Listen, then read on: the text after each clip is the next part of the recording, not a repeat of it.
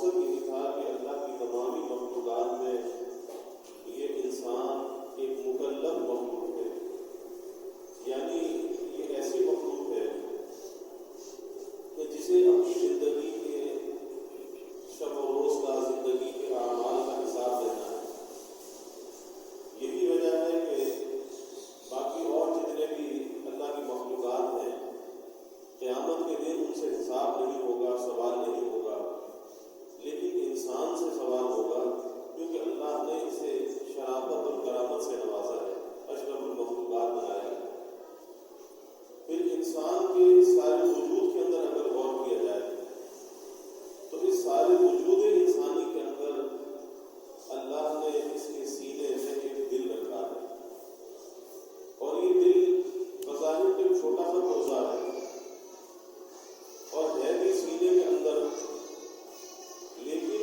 اس چھوٹے سے پرزے کو فرمایا گیا کہ یہ اس کے بدن میں سلطان البدن ہے، یعنی سارے بدن کا یہ بادشاہ ہے۔ یہ دل ہے، اس دل کو سلطان البدن کہا گیا کہ یہ تمام بدن کا یہ بادشاہ ہے۔ اور ظاہر ہے کہ بادشاہ کی کچھ رعیت بھی ہوتی ہے، رعایا ہوتی ہے، تو دل بمنزلہ بادشاہ کے ہے اور سارا وجود بمنزلہ اس کی رعیت کے ہے۔ اگر بادشاہ صحیح ہوتا ہے، بادشاہ عادل ہوتا ہے، بادشاہ نیک ہوتا ہے، تو اس کی رعیت کے اندر بھی اس کے اثرات ہوتے ہیں، اس کی رعیت کے اندر بھی عدل ہوتا ہے، انصاف ہوتا ہے، اس کی رعیت کے اندر بھی، رعایا کے اندر بھی نیکی ہوتی ہے، کیونکہ بڑے کی جو خرابی کا اثر ہے وہ چھوٹوں کے اندر منتقل ہوتا ہے۔ گھر کے اندر اگر باپ اگر غلط ہے، باپ اگر برا ہے، اس کی غلطی اور برائی کا اثر اولاد کے اندر منتقل ہوتا ہے۔ کسی ملک کا حاکم اور بادشاہ اگر غلط ہے تو اس کی غلطی کا جو اثر ہے وہ اس کی رعایا کے اندر منتقل ہوتا ہے، اور اس کے اثرات یہاں تک واقعات آتے ہیں کہ کھانے پینے کی چیزوں کے اندر بھی اس کے اثرات منتقل ہوتے ہیں۔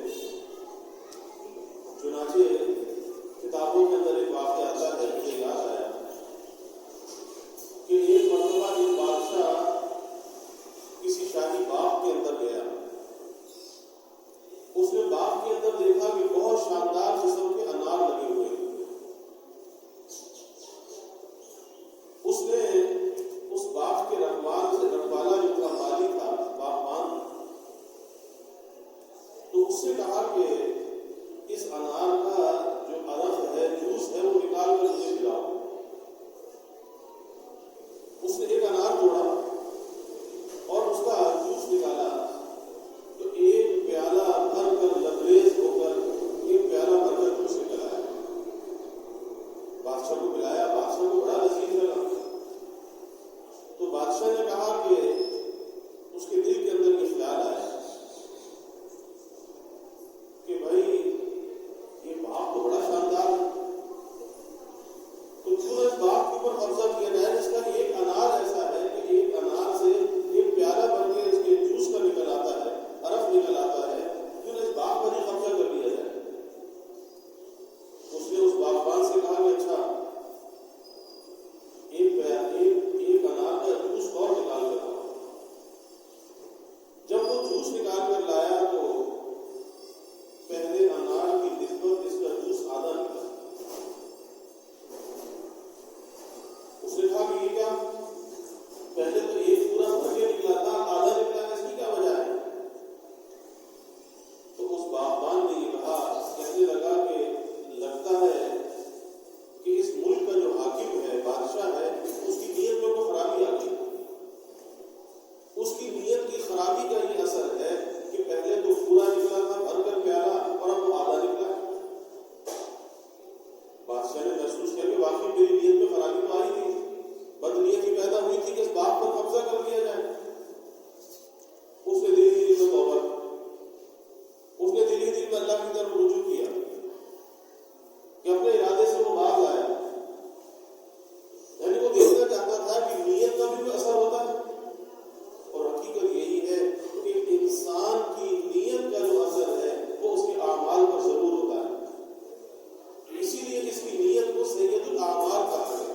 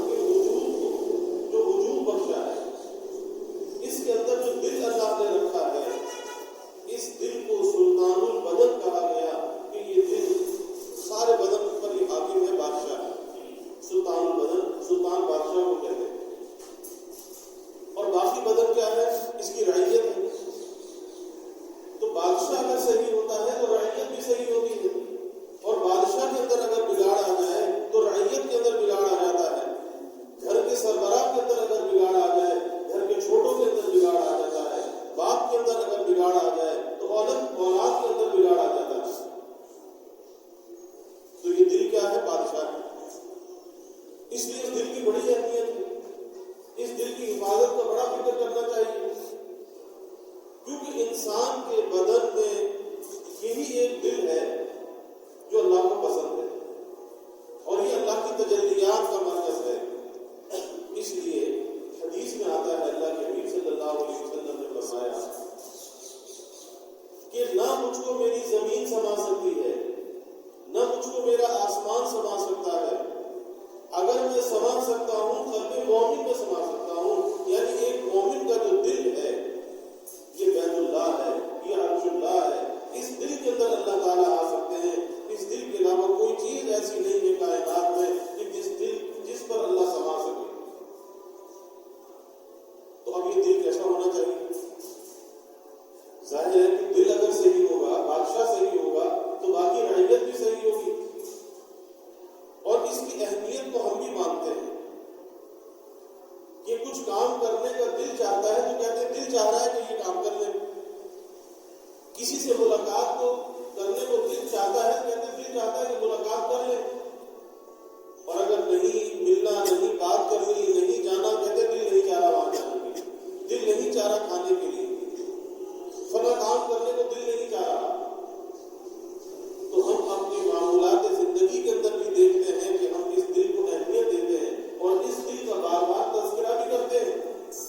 کہ دل چاہتا ہے، دل نہیں چاہتا، دل کا میلان ہے، دل کا میلان نہیں ہے، دل کے اندر رغبت ہے، دل کے اندر رغبت نہیں ہے۔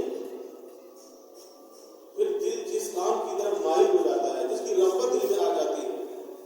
اس کام کو وہ کر لیتے ہیں، اور جس کام کی رغبت دل کے اندر پیدا نہیں ہوتی اس کام کے قریب نہیں جاتے۔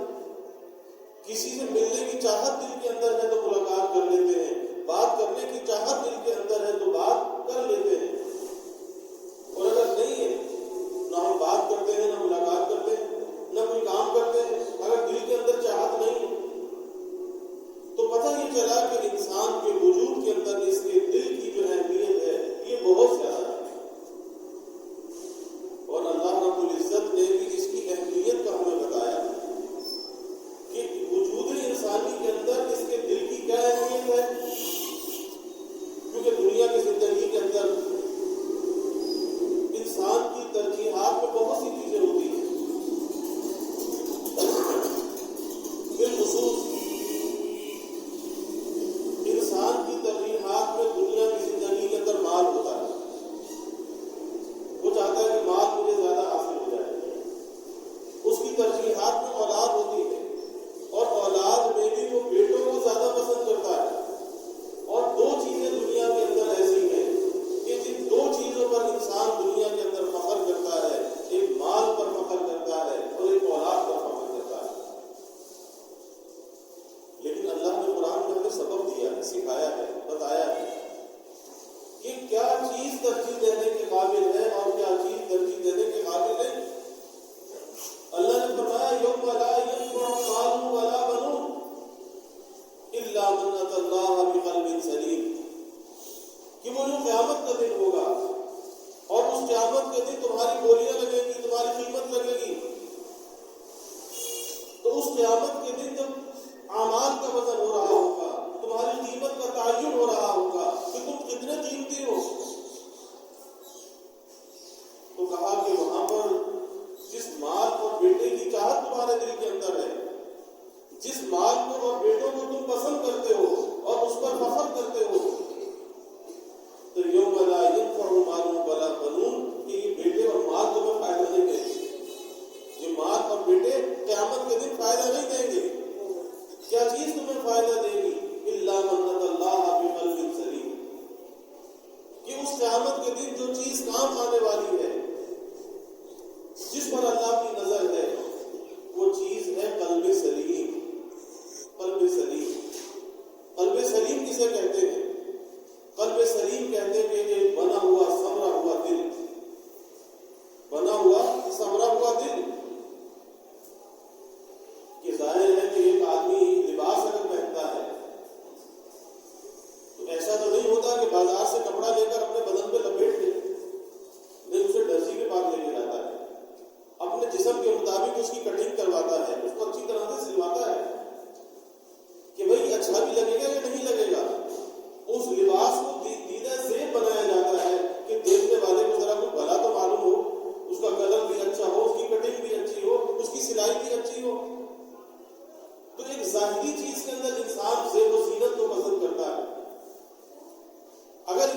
مکان بناتا ہے،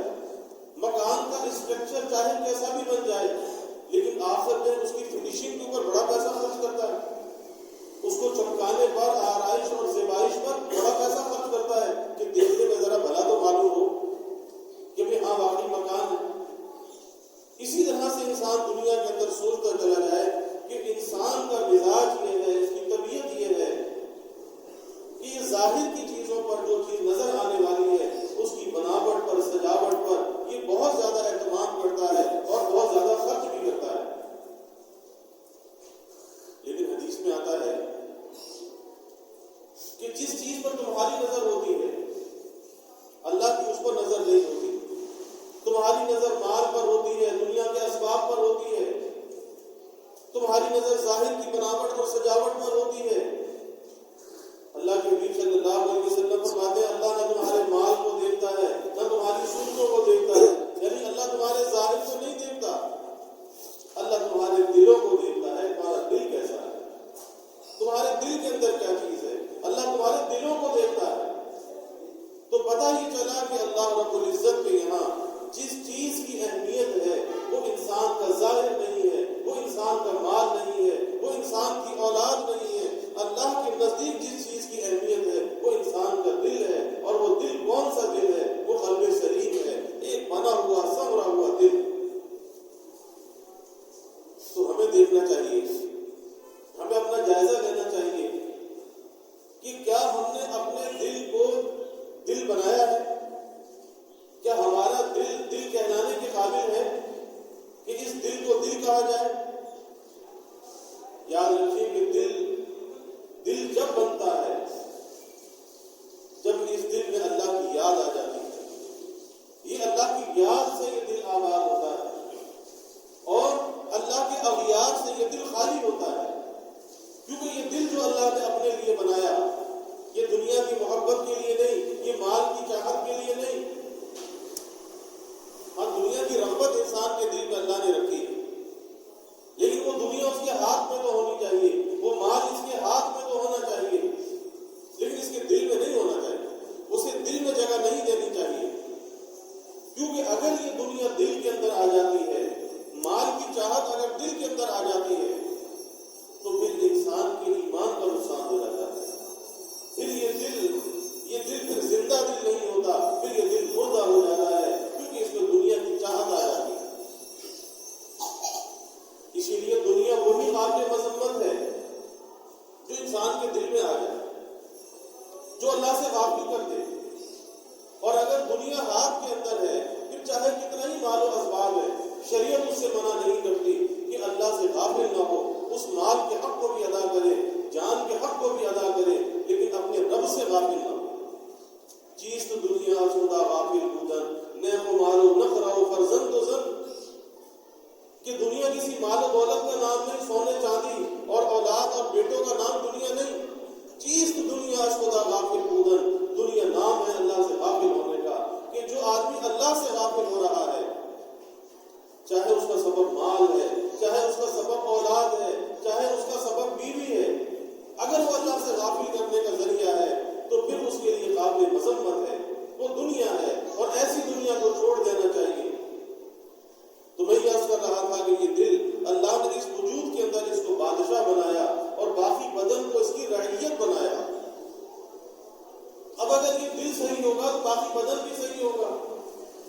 اسی لیے اللہ کے حبیب صلی اللہ علیہ وسلم نے فرمایا کہ انسان کے جسم میں ایک گوشت کا ٹکڑا ہے، ایک گوشت کا لوتھڑا ہے، فرمایا کہ جب وہ صحیح ہوتا ہے تو سارا بدن صحیح ہوتا ہے، اور جب وہ بگڑ جاتا ہے تو سارا بدن بگڑ جاتا ہے۔ الا وہی القلب، آپ نے فرمایا کہ آگاہ ہو جاؤ تمہارا دل ہے، یعنی عالم کے اندر فساد بعد میں ظاہر ہوتا ہے، پہلے فساد انسان کے دل میں آتا ہے، اور دل سے مراد کیا ہے؟ اس کی نیت کے اندر فساد آتا ہے، اور جب یہ نیت کا فساد باہر نکلتا ہے تو پھر عالم کے اندر فساد ہو جاتا ہے، اب تلفیاں ہو جاتی ہے، ظلم ہو جاتا ہے، قتل و غارت گیری ہو جاتی ہے، اس کا سارا سبب اس دل کی خرابی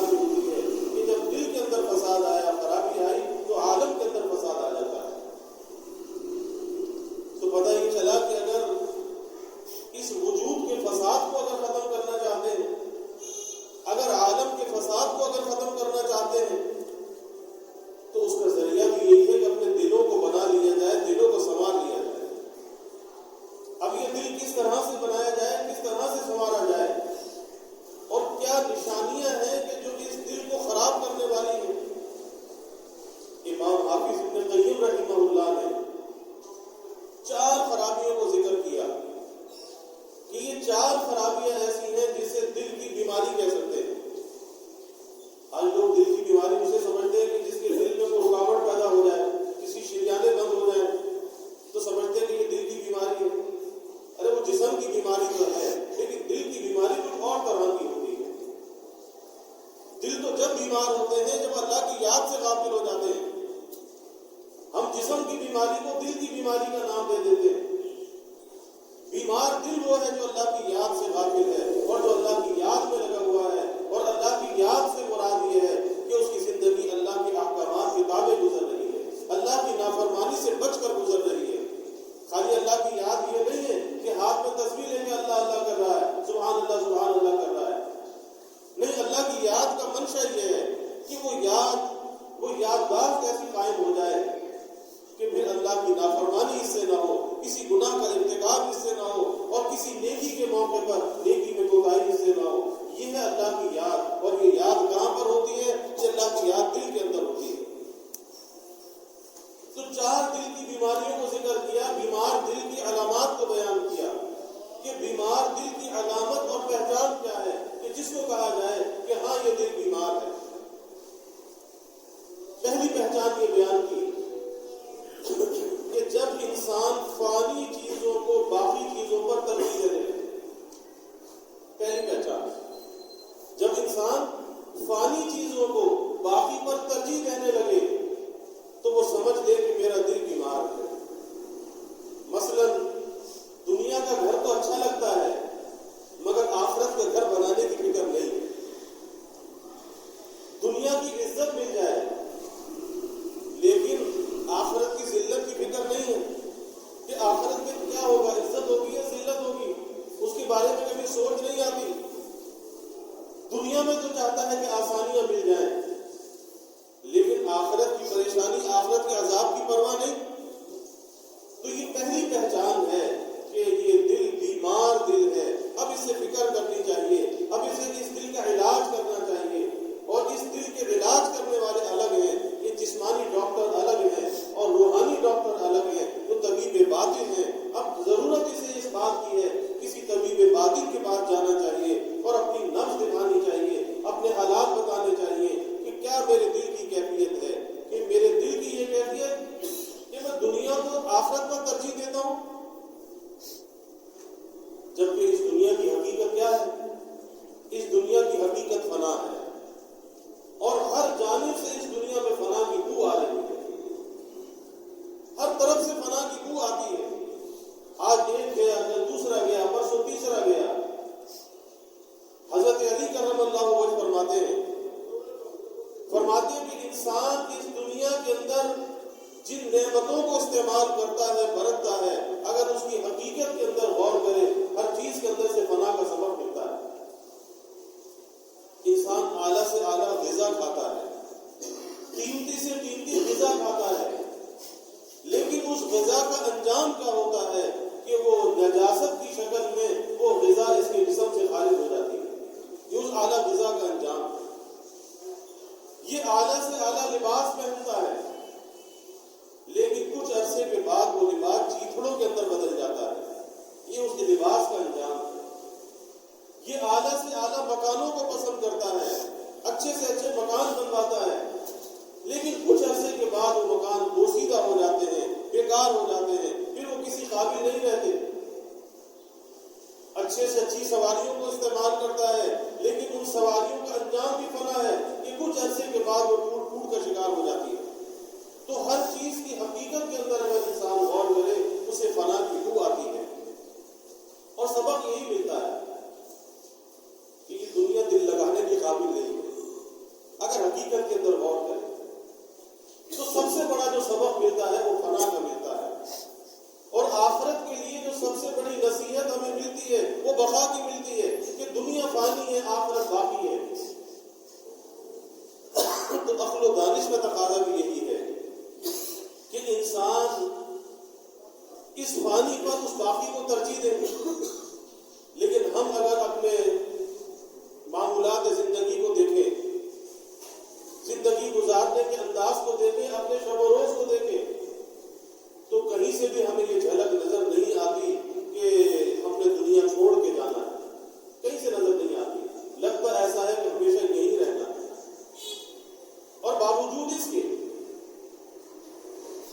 کہ اپنے سامنے جنازے بھی دیکھتے ہیں، اپنے سامنے لوگوں کی جان نکلتی ہوئی بھی دیکھتے ہیں، بہت سے ہمارے ہاتھوں میں جان دے دیتے ہیں، اپنے ہاتھوں سے ہم غسل اور کفن دیتے ہیں، نماز جنازہ پڑھتے ہیں، اپنے ہاتھوں سے قبر میں میتوں کو اتارتے ہیں، لیکن اپنے بارے میں دھوکے کا شکار رہتے ہیں کہ ہم اسی طرح جیتے رہیں گے، شاید ہمیں موت نہیں آئے گی۔ ارے بھائی، موت تو پھر بھی آنی۔ حضرت موسیٰ علیہ السلام کا واقعہ آتا ہے کہ انبیاء علیہ السلام میں بڑے جلالی پیغمبر تھے، یعنی جن کو غصہ جلدی آ جاتا ہے، ایک مزاج ہے اللہ کی طرف سے جو مل جائے۔ تو جب ملک الموت قبض سے روح کے لیے آئے اور کہا کہ آپ کی روح قبض کرنے کے لیے آیا ہوں، تو جذبات میں آگے، جلال میں آگے زوردار تھپڑ اس کے مارا، اور یہاں تک بھی واقعات میں آتا ہے کہ اس کی آنکھ کا ڈھیلا بھی نکل گیا۔ واپس اللہ کے دربار میں پوچھا کہ یا اللہ، میں تو گیا تھا قبض روح کے لیے، اور انہوں نے میرے ساتھ یہ انجام کیا کہ ایک تھپڑ رسید کر دیا۔ تو کہا کہ اچھا، تو موسیٰ کے پاس جاؤ اور جا کر یہ کہو کہ ایک بچڑے پر اپنا ہاتھ رکھے اور ان کے ہاتھ کے نیچے جتنے بال آ جائیں، ہر بال کے بدلے 1000 برس کی عمر ہے، ہر بال کے بدلے 1000 برس کی عمر۔ آپ اندازہ لگائیے کہ کوئی اس ایک ہاتھ کے نیچے جتنے بال آئے ہیں، کوئی اس بالوں کو گن سکتا ہے؟ کتنی طویل عمر۔ ملک الموت آ گئے اور آ کر کہا کہ اللہ نے یہ کہا ہے کہ آپ کسی بچڑے پر ہاتھ رکھیں اور آپ کے ہاتھ کے نیچے جتنے بال آئیں، ہر بال کے بدلے 1000 برس کی عمر ہے۔ تو پھر موسیٰ علیہ السلام نے پوچھا کہ پھر اس کے بعد کیا ہوگا؟ جب وہ سارا وقت بھی گزر جائے گا، پھر اس کے بعد کیا ہوگا؟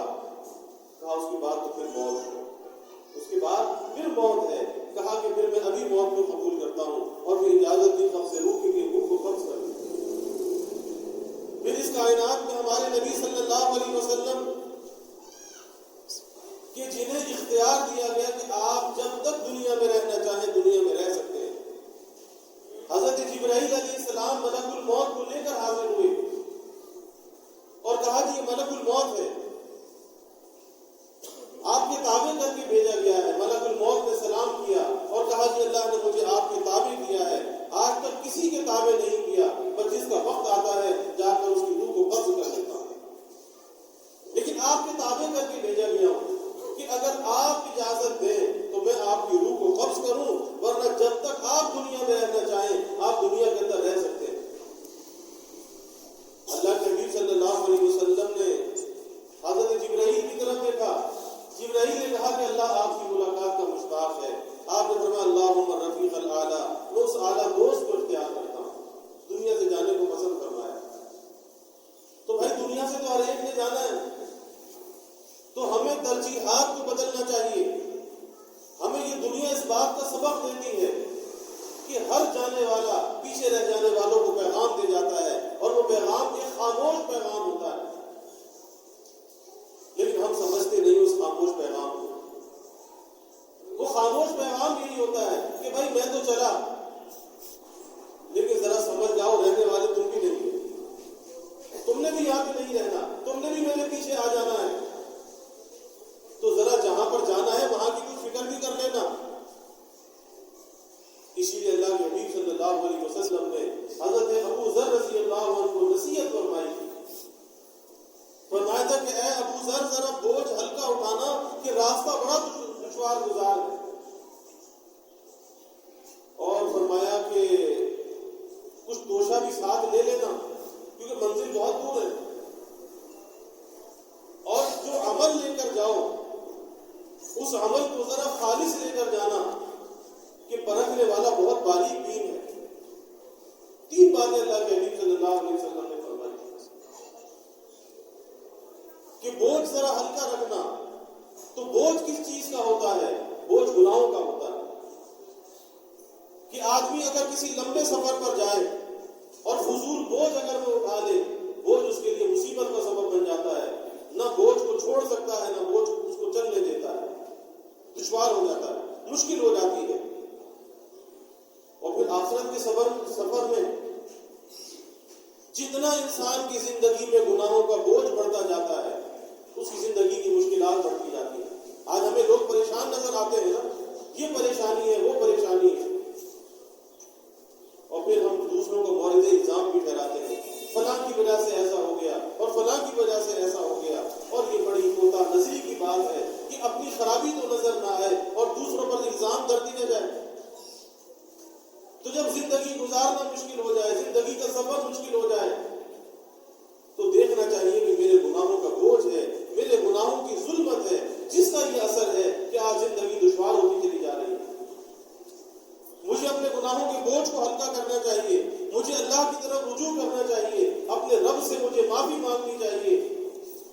اور اگر لوگوں کے حقوق میرے ذمہ ہیں، ان کے حقوق کو ادا کر دینا چاہیے کہ کسی کا دل دکھا کر اور کسی کی آہ لے کر اور کسی پر ظلم کر کر دنیا میں آسودہ نہیں رہ سکتا، اور نہ خبر اس بوجھ کو برداشت کر سکتی ہے۔ تو معاملات کو بھی درست کرے، اپنی معاشرت کو بھی درست کرے، اپنے اخلاق کو بھی درست کرے، اور اپنے اعمال کو بھی بنائے اور سنوارے۔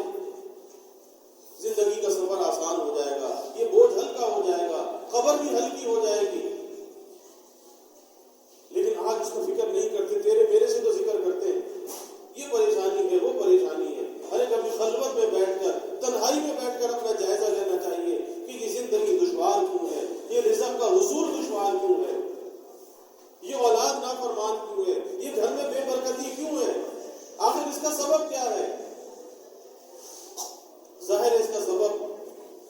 ترجیحات کی غلطی ہے کہ جب ہم نے دنیا کو اپنا ماخذ بنا لیا، دنیا کو اپنا ماوا ملجا بنا لیا، اس دنیا کے اندر اپنے آپ کو کھپا دیا، تو پھر مشکلات تو آنی ہے، پریشانیاں تو آنی ہے کہ جب دنیا کو سب کچھ بنا لے گا تو پتہ ہی چلا کہ آخرت کو بلا دے گا۔ اور آج یہی ہے کہ ہم اپنے آپ کا جائزہ لیں کہ ہم روزانہ اپنی موت کو کتنی بار یاد کرتے ہیں، کہ جو آدمی اپنے مرنے کو یاد کرے گا، ارے وہی تو مرنے کی تیاری کرے گا، اور جو دنیا کے اندر اپنے آپ کو کھپا دے گا، بتا اسے موت کی یاد کب آنے لگی اور موت کی تیاری وہ کب کرنے لگا۔ اسی لیے آتا ہے کہ روزانہ اپنی موت کو یاد کرنا چاہیے، اللہ کے سامنے پیشی کو یاد کرنا چاہیے۔ اللہ کے نبی صلی اللہ علیہ وسلم نے کیا فرمایا؟ اکثر ذکر حاضر لذات الموت۔ آپ نے فرمایا کہ لذتوں کو قطع کرنے والی چیز موت کو کثرت سے یاد کرو، کیونکہ اللہ سے غافل کیا چیز کرتی ہے؟ یہ لذتیں اللہ سے غافل کرتی ہیں، یہ لذات، یہ شہوات، نفسانیت اور شہوانیت، یہ اللہ سے غافل کرنے والی ہے۔ اور جب انسان اپنی موت کو یاد کرتا ہے تو یہ لذات اور شہوات اندر سے نکل جاتی ہے، اس کو قطع کرنے والی چیز ہے۔ یعنی اس لذات اور شہوات کا اگر وہ تریاق ہے اور بڑا کامل تریاق ہے جو اللہ کے حبیب صلی اللہ علیہ وسلم نے دیا، ایسا تریاق کوئی دے نہیں سکتا، کائنات، ساری کائنات مل کر بھی ایسا تریاق تیار نہیں کر سکتی جو اللہ کے حبیب صلی اللہ علیہ وسلم نے ہمیں دے دیا کہ یہ لذتیں تمہیں اللہ سے غافل کریں گی، ارے اس کا تریاق میں تمہیں دے دیتا ہوں، تم اپنی موت کو یاد رکھنا، یہ دنیا کی لذتیں تمہارا نقصان نہیں کر سکتی، اس دنیا میں رہتے ہوئے تم کامیاب ہو جاؤ گے۔ تو بات اس پر چل رہی تھی کہ اللہ نے انسان کے وجود کے اندر اس ساری کائنات کو عالم اکبر بنایا، اور اس کے وجود کو عالم اصغر بنایا، اور اس وجود پر اللہ نے جو دل دیا ہے، اس دل کو اس سارے بدن کا بادشاہ بنایا، اور باقی بدن کو اس کی رعیت بنایا۔ اب اگر بادشاہ صحیح ہے تو باقی رعیت بھی صحیح ہوگی، اگر دل صحیح ہے تو زبان بھی صحیح ہوگی، آنکھ بھی صحیح ہوگی، ہاتھ پیر بھی صحیح ہوں گے، اور معاملات بھی صحیح ہوں گے، اور معاشرت بھی صحیح ہوگی، نہ کسی پہ ظلم کرے گا، نہ کسی کا حق مارے گا، نہ کسی سے بد اخلاقی سے پیش آئے گا۔ اور اگر دل کے اندر فساد ہے، نیت کے اندر